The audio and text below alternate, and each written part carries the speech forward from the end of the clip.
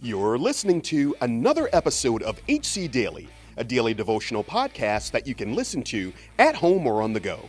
We believe that you can grow as much as you want to grow spiritually, and this podcast can be a part of your daily growth plan. So, whether you're watching on YouTube, listening on Spotify or your favorite podcast app, we're glad you're here. Now, let's join our hosts, Jeff Forester and Chris Zarbaugh, in the studio. Well, Chris, so the weather is changing. We're switching seasons. Finally, the sun, it seems like, is starting to come back out, which is amazing. So here's what I'm interested in. What is your favorite season and why? Yeah, great question. I would definitely say it is summer.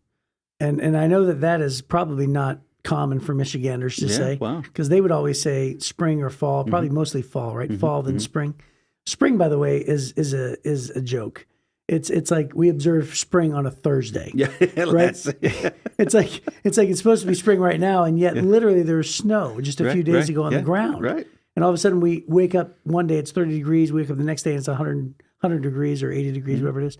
So I would say spring is a mystery here. It's overrated. It's way overrated. Way overrated. But fall is awesome.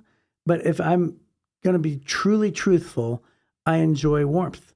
So I enjoy summer days. I enjoy being outside. I actually really love landscaping and cutting my grass, which is pretty weird, but it's kind of my thing. Yeah. I like it. Well, you can come over and do landscaping, cut my grass. No, I said my grass. Oh, okay. Yeah. I think fall is my favorite, by far my favorite, mostly because it's hunting season. Right. Well, yeah. Right? Yeah. Right. If hunting season was in the summer, you'd like summer. That's right. Whatever time of the year it is, I love it. So you don't really like the season. Yeah. You like what comes with it. I love deer. Yes. They taste so good. Sausage. I love deer sausage. I love football. I love deer.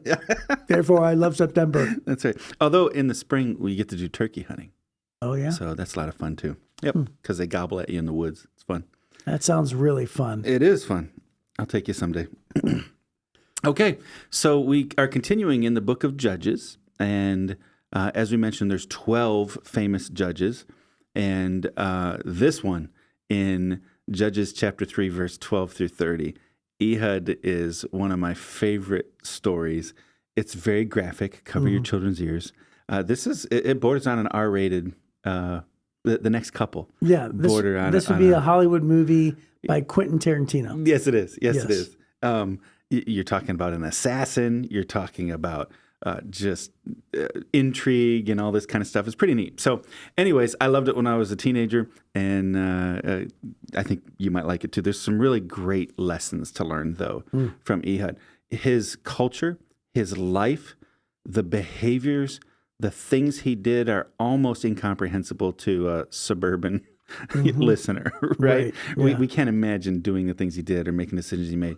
But there are some lessons. I think we can pull out some principles, extract those, we can apply to our lives. So let's dig in. Judges chapter 3, verses 12 through 30, and I'm reading from the NLT, the New Living Translation. It says, once again, the Israelites did evil in the Lord's sight. That's a theme through the whole book in Judges. And the Lord gave King Eglon of Moab control over Israel because of their evil. Eglon enlisted the Ammonites and the Amalekites as allies, and then they went out and defeated Israel, taking possession of Jericho, the city of palms. And the Israelites served Eglon of Moab for 18 years. But when the people of Israel cried out to the Lord for help, the Lord again raised up a rescuer to save them. His name was Ehud, son of Jerah, a left-handed man of the tribe of Benjamin. The Israelites sent Ehud to deliver their tribute money to King Eglon of Moab. So Ehud made a double-edged dagger that was about a foot long, and he strapped it to his right thigh, keeping it hidden under his clothing. He brought the tribute money to Eglon, who was very fat. After delivering the payment, Ehud started home with those who had helped carry the tribute. But when Ehud reached the stone idols near Gilgal, he turned back. He came to Eglon and said, I have a secret message for you. So the king commanded his servants, be quiet, and he sent them all out of the room.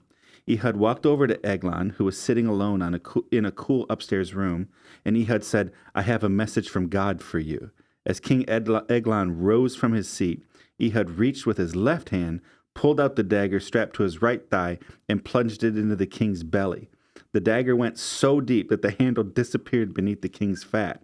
So Ehud did not pull out the dagger, and the king's bowels emptied. Then Ehud closed and locked the doors of the room and escaped down the latrine. After Ehud was gone, the king's servants returned and found the doors to the upstairs room locked. They thought he might be using the latrine in the room, so they waited. But when the king didn't come out after a long delay, they became concerned and got a key. And when they opened the doors, they found their master dead on the floor.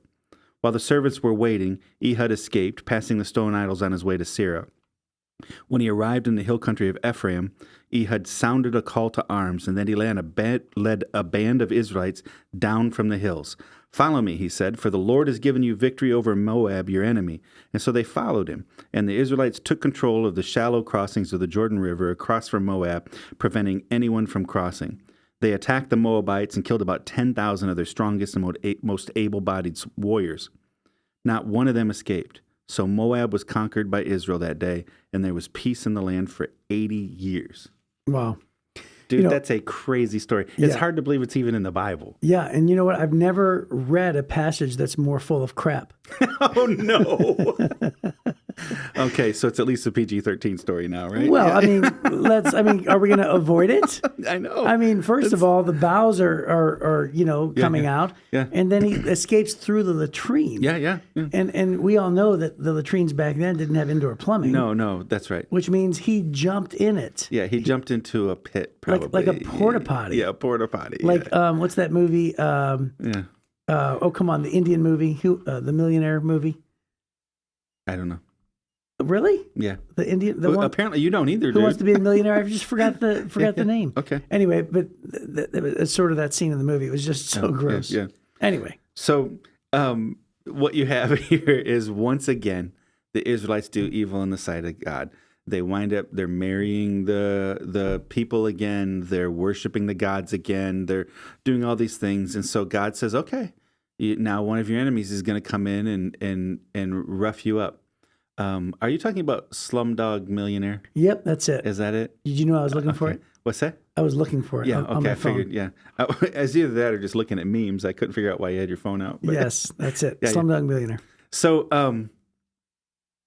historians tell us that at this time, Israel was like Canaan. At that time, was like the Wild Wild West.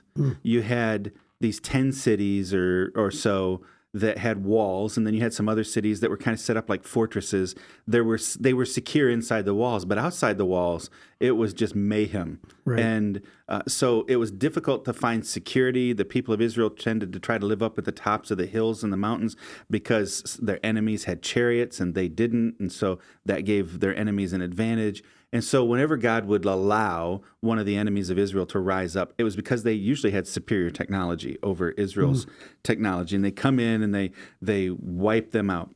So what we read here is when Israel cries out, again, we don't see any repentance. We're just seeing people ask God for help. And God still is merciful. And he raises up a rescuer. And this guy's name is Ehud. He's a left-handed man of the tribe of Benjamin. Yeah, and so that left-handed, it's interesting. That's how they introduce him. Yes, they say Ehud was a left-handed guy from the Benjamin. Yeah. And Benjamin clan, wasn't that the smallest clan? Yeah, they were the smallest, but they were famous for having left-handed fighters. Yes, yeah, yes, and there was something there, something in the water, I guess. Yeah, and so left hand could mean what was it? Talented.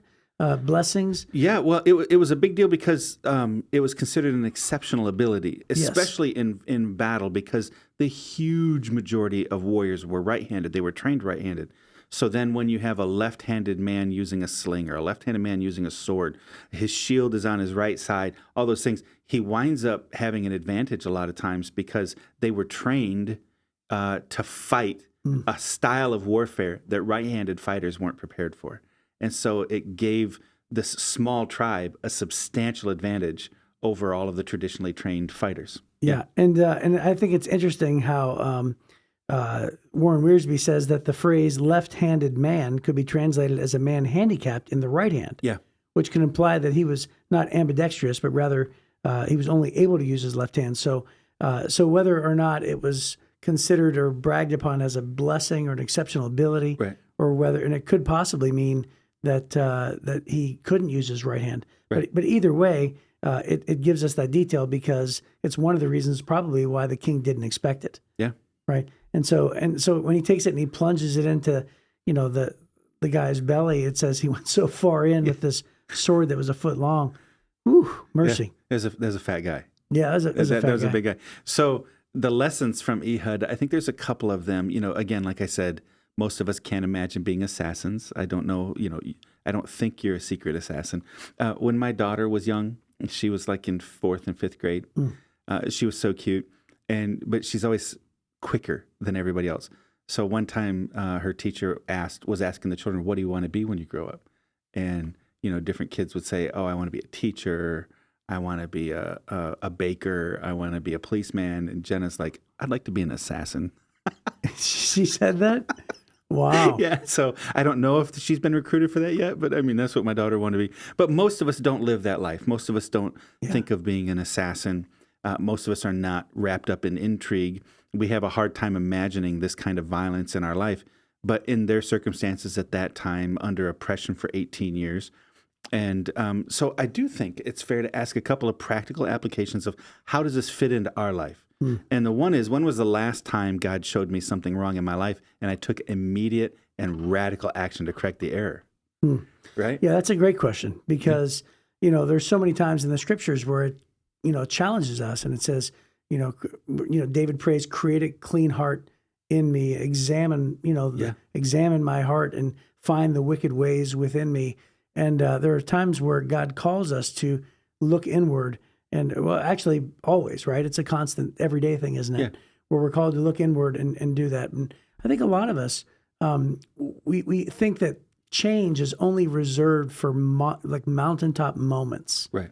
I went to this conference one time and I heard this speaker, or I went to this summer camp, or this weekend getaway that the church designed, or maybe I was up in the mountains of the Rockies, and I had this moment with God. But God calls us to change every single day, and they don't have to be moments. They could be moments like today. Yeah. So what's wrong with today? Right. What's wrong with April 20th is the day we're recording this, right? So what's wrong with right now?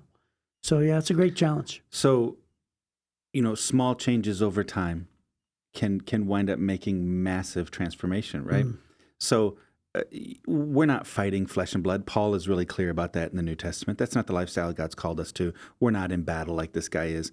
The war that we fight is internal mostly, right? It's a spiritual battle and it's an internal battle. And so, he decided to take a radical attack on this problem in his life and the life of Israel. A radical fight in my life, a big decision in my life might be, we all have our favorite sins, and we have a knack for leaving the door open for our favorite temptations. Maybe it's just radically getting rid of those opportunities to give into those temptations in the future, right? We can make a radical choice to be a better man, a better woman tomorrow by eliminating the opportunity for these things in our life today, right? That I think that it's fair for us to learn that from a guy like this who goes, okay, I'm going to take radical action, immediate radical action. The next question I think that's really great is, when was the last time I made a plan to obey God in a specific area in my life and then follow through on that plan, right? So for so many of us, our spiritual life is just random. It just kind of hopefully happens. Right? We're hoping that some church service or some worship song, transforms our outlook and makes us better people. But there's a value in making a plan. Okay, I'm going to read through the entire book of Judges, or I'm going to read through the entire Bible, or I'm going to make sure I'm in a small group, and I'm going to set this plan for my spiritual growth. When was the last time, we made that kind of a plan? Because the Bible says Ehud made a double-edged dagger when he knew he was taking the taxes to this guy. Right. He's like, I'm going to make this knife just in case I could use it. Yeah. And what's so great about your challenge, your thought of when's the last time I made a plan and stuck with it, is that it doesn't have to be a radical plan. Right. So I remember back in the 90s, early 90s, they sent a probe to Mars, and the probe actually missed Mars by millions of miles, millions. Wow. And they lost and you can imagine how much money was lost. Right. And then they tried to trace it back to what went wrong. And it came down to one guy. And the guy set the trajectory, and it was off by a fraction of a millimeter. Oh, wow. And because it was off by a fraction of a millimeter over time and distance, it ended up missing the target by millions of miles. Wow. And so what ended up happening was, he obviously got fired, right? Yeah. But that's a mistake you can't come back from, I think, in your career. Come back from that. But the point is that it's the same with our lives. We don't have to make massive adjustments. Sometimes just a small adjustment course, just like that, over time and distance, will make a big difference to where, we were heading versus where we are going to end up being. So, direction determines destination every time. Right. So if direction determines destination, then, we can't just keep doing the same things and expect to end up somewhere different. We got to make little tiny adjustments and stay faithful. Right. Because you know what it says here? It says that actually Ehud made a difference and there was peace in the land for 80 years. Right. Which, by the way, was twice as long as Othniel. Right. For 80 years, this guy was faithful. This is 2 full generations, because typically in the Bible, one generation would be 40 years. Right. And Ehud obviously must have been a young man at this time, because he lives for 80 more years. But he led the people for 2 full generations of peace. Yeah. Because of one big strategic decision that he made. Yeah. And I think it's great. It's a great challenge for us just to think about whatever God calls you to do, because for him in this particular case, he was a warrior. That was God's initiative to drive out the evil and the people who were, worshiping false gods and blaspheming and oppressing the children of Israel and everything else. But whenever God asks you to do something, sometimes it'll take courage. Yeah. Sometimes it's going to be uncomfortable. Your blood will rush. You'll have anxiety. There'll be risk. He asks us to have faith, and sometimes they're small things that require those things. Sometimes they're big decisions, but God's going to use all of that to make a difference for so many people. And in this case, maybe possibly even millions. Well, talking about the risk, can you imagine how fast his heartbeat was going, how nervous that must have been? Because he has a bunch of backup. When they come to deliver the taxes, they're bringing, boxes of gold probably and silver, and then they deliver it to Eglon, and then they leave, and everybody he's with leaves. And then he goes, "Oh, I got to head back. I got something I got to do." And he's like, "I got a secret, Eglon." Right? Yeah. Eglon's intrigued by the secret, and that shows wisdom and strategy. Yeah. So he had come and went in the king's presence. So that, in other words, like Eglon thought he was a friend. Yeah. Right. Mm-hmm. He thought he was a person who paid tribute to him. Sure. He thought he was reliable, so that's why he sends everybody out. Right. How smart is that? Right. Yeah. So he trusted him. And then, of course, the Bible says Ehud tells him he's got a secret, and with his left hand, he pulls the dagger off of his right thigh and sticks it in. So you've already referenced this just a little bit, but his bowels unloaded? Emptied, yeah. The King James Version says the dirt came out. The dirt came out is the phrase. Yeah. The actual translation of the Hebrew words would be that it came out from behind, is what it says. It would be the actual translation. Yeah. So I'm not sure what all that means. It's gross. There's a joke in there somewhere that we're not going to say. Right, we're going to leave it alone. I'm going to ask you to refrain yourself. But here's the one big question is, when was the last time I asked God to show me how he could use something unique about me, like he used Ehud's, left-handedness? Yeah, his left-handedness. Yeah. Yeah, that's great. And sometimes we do have a unique part of us that we may not think is valuable, and God can use that. It's like, what it reminded me of? Who was the painter who painted just with her mouth? Joni Eareckson Tada. Yes. Yeah. She broke her neck in a diving accident. Yes. And then for her sake of her sanity and productivity, she learned how to paint just with a paintbrush in her mouth. Yeah. And of course they ended up being phenomenal works of art. Yeah. And, and it was a very unique thing about her that seemed like a handicap. Well, it definitely was a handicap. Right, sure. And yet what she did was she sort of used it and turned it around. And it's just an amazing thing. And that's sort of what we're seeing here. Yeah. Well, I think you see, whether it was something that he was trained for, oftentimes, apparently, the tribe of Benjamin would train their young boys who were being trained to be warriors, would tie their right hands behind their back so they could only ever do anything with their left hand, so that they would learn to become ambidextrous, which was a surprise and a substantial advantage in war, because you walk out right-handed, acting like you're going to do the right-handed thing, and suddenly It's like Princess Bride. Princess Bride. There's something you don't know about me, right? Then why are you smiling? Because I'm not left-handed either. Dun, da, da. Right. Yeah. So there's an advantage, when you can go the other hand. So that was part of it. Or the words used in Hebrew could imply, like you said, Warren Wiersbe mentions, it could imply that he was handicapped. He couldn't use his right hand. So perhaps Ehud turned a disability into a possibility, but he definitely turned a difference into a possibility. And I think that would be, sometimes that's the thing that sets you apart from everybody else. The thing you're embarrassed about, the thing that you wish didn't happen, the thing that you wish wasn't in your life. Oftentimes God says, that's the thing that makes you different from everybody else. Let me use that. And, Rick Warren is famous for saying, God will never waste a hurt in your life. If you'll give him the hurt, if you give him the broken thing, if you'll give him the thing you're confused about, God won't waste that. He'll use that. That'll become your message. That'll become your mission. That's right. God never wastes a hurt. That's awesome. Yeah. So tomorrow we're going to be looking at Shamgar. Yes, Shamgar is mentioned in one verse in the Bible. So tomorrow's one verse. One verse. Imagine that. Yes. That's awesome. It's going to be incredible. All right, we'll see you then. Thank you for joining us today. If you enjoyed this podcast, please help us spread the word by liking this episode and sharing it on your social media platforms. Be sure to leave a comment and review, and don't forget to give us 5 stars. When you do, you help us reach even more people who need a daily devotional like HC Daily. If you'd like to hear more from Chris and Jeff, they're both teaching pastors at Heritage Church, located in Southeast Michigan. You can get more of their messages by clicking on the Messages tab at heritagechurch.com. Be sure to join us again soon for another episode of HC Daily.